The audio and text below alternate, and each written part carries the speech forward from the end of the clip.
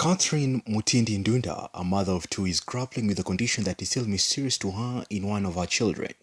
6-year-old Sylvia started complaining of abdominal pains in July of this year. Sylvia akona miaka 6 tangu akuwe mgonjwa, yani akuwe mdogo, hajawahi kuwa na ugonjwa, hata kulaswa hospitali, hajawahi laswa. Hata tumeshangaa na kitu kama hii. Na kwa familia yetu ama ya mzee amezaliwa yeye peke yake. Kuna mtu kama akona hiyo ugonjwa. Seeing the constant pains progress wildly, Catherine decided to take her only daughter for medical checkup. Her condition continued to deteriorate after being turned away from hospitals taking part in the 5-month-old countrywide nurses' strike. She was, however, able to get medical attention at the Kijabe Mission Hospital. Further investigations then revealed that she had lumps on her stomach, showing that she had a stage 4 germ cell tumor, a type of cancer that had manifested itself in the fallopian tube and ovarian tissue. An operation to remove it was not going to be enough. Wakamfanyia operation, tulimfanyia operation, wakasema wamepata kitu imefura na ni kubwa, wamejaribu kutoa lakini kuna zingine hawajatoa. Juu alikuwa ameaffectiwa small intestines. Hizo hawakuweza kutoa. Wakasema hizo zinaweza tibiwa na inaweza pona.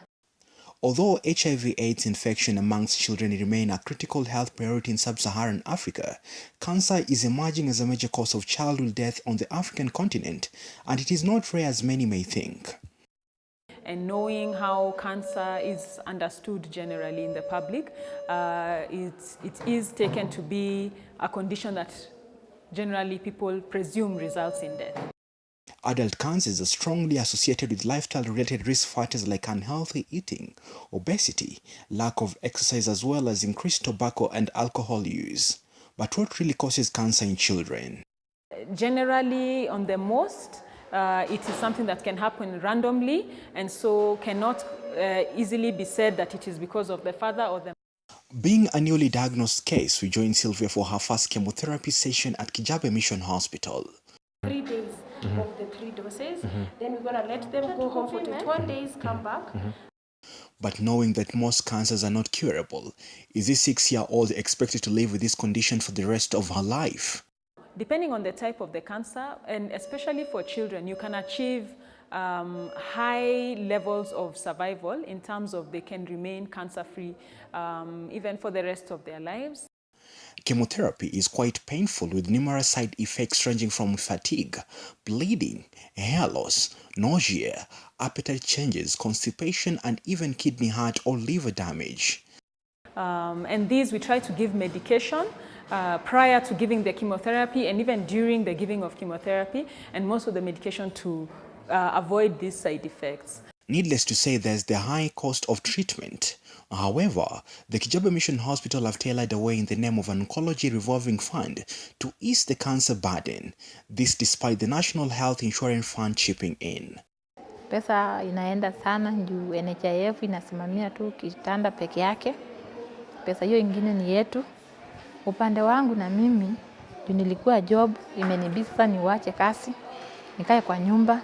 We have developed an oncology revolving fund, and that fund donations come in which specifically assist with the payments for this medication. As Sylvia goes in for her first grueling session of chemotherapy, all her mom, Catherine, can hope for is that she comes out stronger, free of the scourge. When at a point it seems like everything, the tumor has disappeared, child is fine, we realize that some parents will stop coming for treatment, and that should be discouraged, because the only way to achieve cure is to actually be faithful to the timelines and to getting the medication so that we can increase our chances of cure. It is a growing concern that 1 in every 4 cancers reported in Kenya are in a child. Worse still, children in Africa have a lower rate of survival, mainly due to lack of awareness, the main key being awareness of this condition.